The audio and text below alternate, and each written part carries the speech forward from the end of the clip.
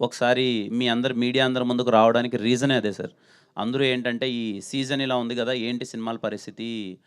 థియేటర్‌కొచ్చి అందరూ చూస్తారా? ఇది ఎగ్జామ్స్ అనే సీజన్ ఉంది. మేమెందుకొచ్చామంటే యాస్ ఎ యంగ్ టీమ్ మేమందరం ఒక కొత్త ప్రయత్నం చెప్పాం. ఒక కొత్త కాన్వర్జేషన్స్ చెప్పాం. సినిమాలో చెప్పిన పాయింట్ కూడా ఒక మెసేజ్ గూడా చాలా కొత్తగుంటది. మా ప్రయత్నంలో అయితే లోపం లేదు. మేము చాలా మంచిగా తీసాం. అందుకే మళ్ళీ మిమ్మల్ని ఒక్కసారి ఇదిగో సినిమా రిలీజ్ అవ్వబోతుంది. మేము మంచి సినిమా తీసాం. మీ టైమ్‌ని వేస్ట్ చేయం. మీ మనీని వేస్ట్ చేయం. Please come and watch in theatres అని చెప్పడానికే ఇప్పుడు మళ్ళీ ఇంకొకసారి మీ ముందుకొచ్చాను సార్. బేసిక్‌గా సమ్మర్ సీజన్ అంటేనే సినిమాల సీజన్ లాగా ఉండేది. అలాంటిది ఇప్పుడు సమ్మర్ సీజన్ అంటే ఐపీఎల్ అయిపోయింది. మీరు కూడా మొన్న క్రికెట్‌ని చాలా ఆస్వాదించారు ఫైనల్‌ని కూడా. ఆ వీడియో చూసాం. సో, అంటే ఈ సినిమాల వ్యవస్థ అనేది ఇప్పుడు క్రికెట్ వల్ల చాలా ఎఫెక్ట్ అవుతుంది మన సినిమాలో అని చెప్పేది ప్రధానమైన ఒక ఫిల్మ్ మేకర్‌గా గానీ, ఒక ఆర్టిస్ట్‌గా గానీ సమ్మర్ సీజన్ అనేది సినిమాలకు దూరం అయిపోతుందని చెప్పేసి ఏమైనా అనిపిస్తుందా మీకు? ఏమో సార్ నేను నిజంగా దాని గురించి పెద్దగా ఆలోచించలేదు సార్.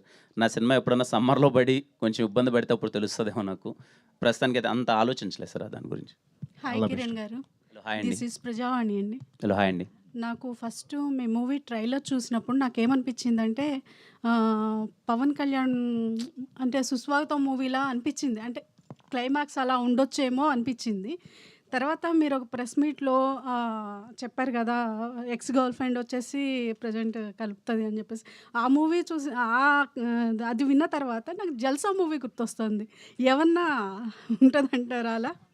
లేదండి. వాటితో ఆ సినిమాలతో ఏ పోలిక ఉండదు.